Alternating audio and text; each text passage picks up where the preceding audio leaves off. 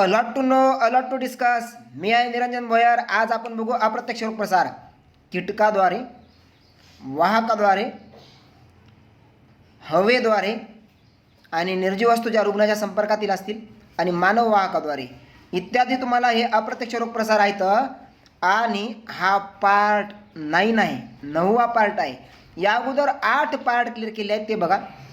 तर कीटकाद्वारे जसं की तुम्हाला घरमाशी असते हाऊस फ्लाय, तर त्यामुळं आपल्याला कॉलरा होऊ शकतो, टायफॉईड होऊ शकतो, त्यानंतर डिसेंट्री तो हा पण होऊ शकतो कीटकाद्वारे. हे डिटेल आपण चर्चा करणार आहोत.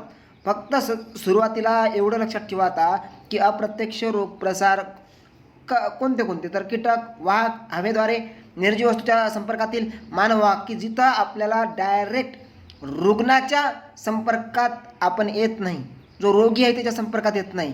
तर जे रोगकारक घटक आहेत त्याच्या संपर्कात आपण येत असतो, म्हणजेच अप्रत्यक्षरित्या. हां, बात लक्षात ठेवा. तर कीटकामध्ये हाऊस फ्लाय असते, टायफॉईड, कॉलरा, डिसेंट्री होऊ शकतो कीटक यामध्ये, जो की हाऊस फ्लाय आहे. कीटकाचा प्रकार एक घरमाशी, तो हाऊस फ्लाय. हां, ठीक आहे. एक बाजूला जे काही तुम्हाला चित्रामध्ये दाखवलेलं आहे ही ॲनाफिलीस मादी आहे. ॲनाफिलीस मादी आहे. मग या कीटकाचा एक प्रकार, तो मॉस्किटोचा एक प्रकार ॲनाफिलीस मादी आहे. बोला बरं, कोणता रोग आपल्यापर्यंत पोहोचवते? तर मित्रांनो, जी काय प्लाझ्मोडियम व्हायवॅक्समुळं आपल्याला, या परजीवीमुळं, प्लाझ्मोडियम व्हायवॅक्समुळं आपल्याला जो रोग होतो तो मलेरिया, हिवताप, तर तो प्लाझ्मोडियम आपल्यापर्यंत पोहोचण्याचं काम कोण करत असते? ही, तर ती ॲनाफिलीस मादी. मग हा ॲनाफिलीस मादी जो कीटक आहे, मॉस्किटो आहे, तो आपल्यापर्यंत मलेरिया पोहोचवतो. तर तो हा कीटक काय झालेला आहे? अप्रत्यक्ष रोग प्रसार करतो तो. ठीक आहे, म्हणजेच बात कळाली मित्रांनो. प्लाझ्मोडियममुळे होतो, हिच्यामुळे होत नाही, पण प्लाझ्मोडियम आपल्यापर्यंत पोहोचण्याचं काम हा करत असतो. ठीक आहे, बात नेक्स्ट. तुम्हाला जसं की प्लेग असेल, रॅट फ्लीमुळे होतो, आणि तुम्हाला स्लिपिंग सिकनेससुद्धा सेसे फ्लाय माशीमुळे होतो असतो. बात कळाली मित्रांनो. लॅशमेनिया डोनाव्हानी, म्हणजे लॅशमेनियासिस जो आहे तो आपल्याला सँड फ्लायमुळे होतो असतो. तर हे असे कीटक कळालं मित्रांनो. सँड फ्लाय हा एक कीटक आहे. एडिस इजिप्त ही कीटक आहे की जो डेंग्यू होतो. त्यानंतर ॲनाफिलीस, ज्यामुळे मलेरिया होतो, तो म्हणजे जी मलेरियाचा परजीवी पोचवते आपल्याकडे, प्लाझ्मोडियम. तर ॲनाफिलीस, घरमाशी, टायफॉईड, आपल्याला कॉलरा, डिसेंट्री हे घरमाशीमुळं आपल्यापर्यंत पोहोचतात.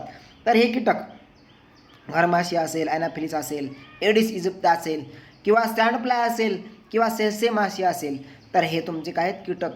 आता वाहकाद्वारे जर बोललं मित्रांनो, तर तुम्हाला जसं की आपण दूषित पाणी असेल, दूध असेल, अन्न असेल, हे रक्त असेल, किंवा आपले जे काय अन्न घटक आहेत ते, आणि दूषित पाणी, म्हणजेच तुम्हाला या ठिकाणी समजा असं दूषित पाणी आहे आणि ते दूषित पाणी तुम्ही पिलेलं आहे, आणि ते दूषित पाणी पिलं तर तुमच्यापर्यंत येऊ शकतो. डायरेक्ट रुग्णाच्या संपर्कात नाही आले तुम्ही, तर असे वाहक आहेत. जसं की पाणी, अन्न, दूध हे तुमच्या वाहक आहेत, तर रोगाचे तुमच्यापर्यंत ते पोहोचवू शकतात. म्हणजेच बात कळली. हवेद्वारे, आता हवेद्वारे जसं की कोरोनाचा हा विषाणू, कोरोनाचा व्हायरस आपल्यापर्यंत हवेद्वारे पसरू शकतो. जर तो शिंकला व्यक्ती आपल्यासमोर, की 1 मीटरच्या आतमध्ये, की समजा जर तो शिंकला आणि ते थेंब तुषाराच्या स्वरूपात आपल्यापर्यंत येऊ शकतो. जसं की क्षयरोग जीवाणूजन्य आहे, पण तो क्षयरोगसुद्धा, निमोनिया, डांग्या, खोकला हे तुम्हाला हवेद्वारे तुमच्यापर्यंत पोहोचू शकतात. बात कळाली मित्रांनो. आता निर्जीव वस्तू रुग्णाच्या संपर्कातील, जसं की त्यानं वापरलेले टावेल असेल, त्यानं वापरलेले खेळणे असतील, दूषित कपडे असतील त्याचे, तर या अशा वस्तू जर वापरल्या तर आपल्यापर्यंत तो रोग पसरू शकतो. तर ठीक आहे, बात कळाली. दूषित हात व बोटे. आता मानववाहकामध्ये जर समजा माणसाचे बोट दूषित असतील, हा त्या मानवाला रोग नाही आहे. तुम्हाला मेरीचं केस माहीत असेल, तर मेरी जी आहे ना, तर ती एक समजा मेरी एक स्त्री होती हॉटेलमध्ये, आणि तिला टायफॉईड नव्हता, म्हणजे तिला जर चेक केलं तर टायफॉईड नाही आहे, पण तिच्या शरीरामध्ये टायफॉईडचे जीवाणू होते. बात कळते मित्रांनो. टायफॉईडचे रोगकारक घटक तिच्यामध्ये होते, आणि की ज्याला साल्मोनेला टायफी म्हणतो ते होते, परंतु तिला ते परिणाम करत नव्हते. तिच्यामध्ये तिला तो रोग नव्हता. म्हणजेच अशा प्रकारचं सुद्धा, आता जसं की एखाद्याला कोरोना आहे, त्याच्या शरीरामध्ये कोरोनाचे व्हायरस आहेत, पण त्याला निगेटिव्ह दाखवलं जातं, पॉझिटिव्ह दाखवलं जात नाही. तर कारण त्याची इम्युनिटी पॉवर जास्त आहे, पण मात्र त्याच्यामार्फत दुसऱ्याला पोहोचू शकतो ना. तर तसं ती मेरीचं तुम्हाला केस आहे. त्या मेरीला तुम्हाला तिच्यामध्ये घटक होते आणि ती हॉटेलमध्ये काम करत होती कुक म्हणून. तर तिच्या संपर्कातील जे काही अन्न खाल्लं जात होतं तिनं बनवलेलं, तर त्या अन्नाद्वारे इतर लोकांना टायफॉइड पसरत होता. बऱ्याच लोकांचा त्यामुळे मृत्यूसुद्धा झालेला आहे. बात कळाली मित्रांनो. तर असा मानववाहकसुद्धा त्यामध्ये महत्त्वाचा, ह्युमन कॅरीसुद्धा महत्त्वाचा आहे की त्याचे दूषित हात असतील, बोटं असतील, तर त्यामुळे आपल्यापर्यंत रोग पसरू शकतात. जसं की तुम्हाला अतिसार आहे, कावीळ आहे, हे दूषित हात बोट यामुळे पोहोचू शकतो.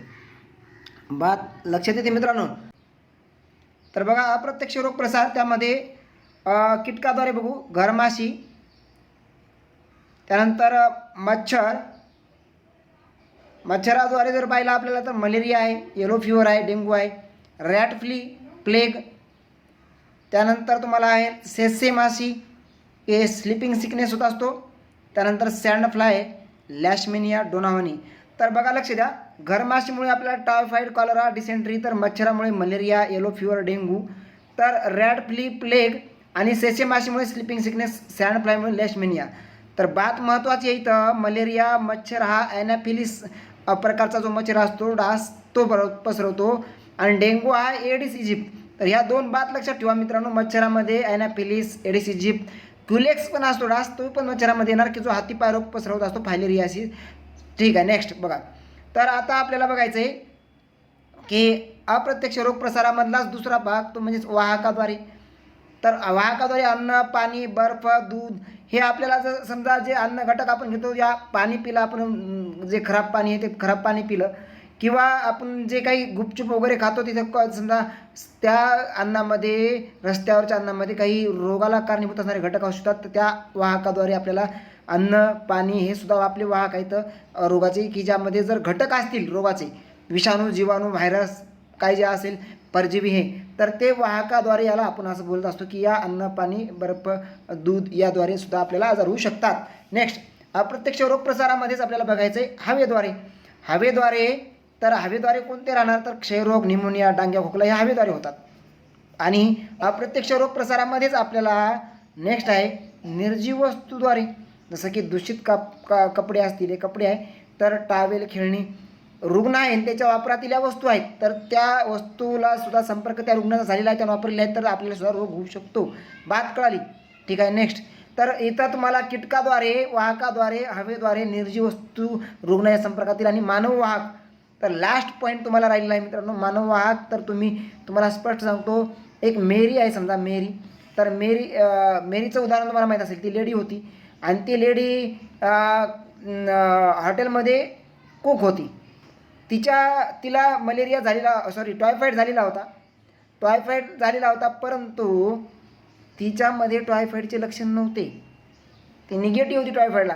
कारण इम्युनिटी पॉवर ज्याची त्याची वेगळी असते. जसं की कोरोना आहे आपला, काहीच्या शरीरामध्ये कोरोनाचे व्हायरस आहेत, परंतु त्याचे लक्षण दाखवत नाही तसं.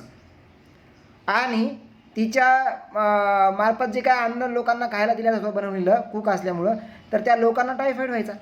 तर अशा प्रकारचा मानवसुद्धा वाहक असू शकतो. एक बात कळाली मित्रांनो. ठीक आहे, धन्यवाद.